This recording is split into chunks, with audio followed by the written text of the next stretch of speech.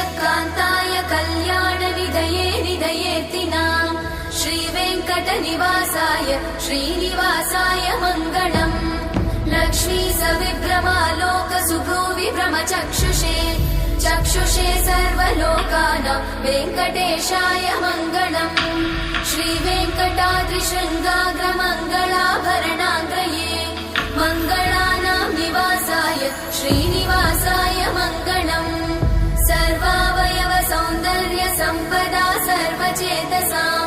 सदा सम्मोहनायास्तु वेङ्कटेशाय मङ्गलम् नित्याय निरवध्याय सत्यानन्दचिदात्मने सर्वान्तरात्मने श्रीमद् वेङ्कटेशाय मङ्गलम्